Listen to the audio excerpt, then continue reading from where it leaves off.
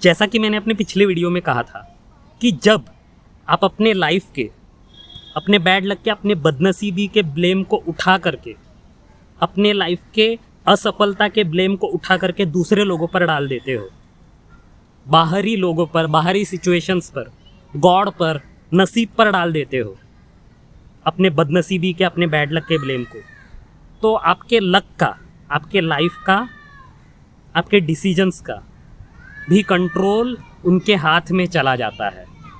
क्योंकि गलती जब दूसरे लोगों की है, जो कुछ आपकी बदनसीबी है, आपका बैड लक है, जो कुछ आपके लाइफ में आप असफल रहे, उसका रीज़न जब दूसरे लोग हैं, तो जब गलती दूसरे लोगों की है तो उसे सुधारना भी उनके ही हाथ में है। तो आप अपने लाइफ के डेस्टिनी के, अपने नसीब के, अपने लाइफ के डिसीजंस के कंट्रोल को उठा करके दूसरे लोगों के हाथ में दे देते हो।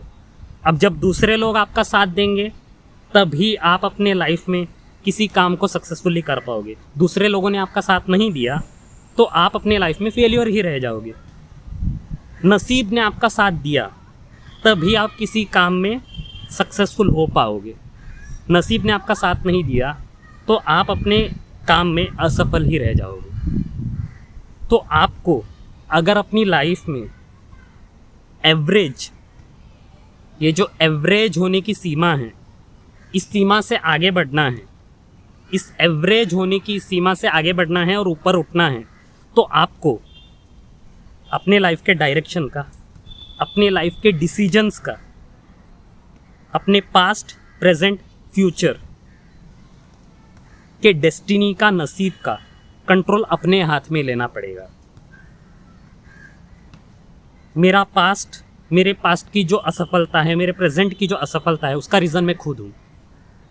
मेरे लाइफ में जो कुछ भी बुरा हुआ है, हो रहा है, उसका रीज़न मैं खुद हूँ। मेरे बदनसीबी का, मेरे बैड लक का रीज़न, मेरे लाइफ में अनसक्सेसफुल रह जाने का रीज़न मैं खुद हूँ। और तो जब गलती मेरे खुद की है, मेरे बैड लक की, मेरे असफलता की, तो उसे सुधारना भी मेरे हाथ में है, मेरे कंट्रोल में है।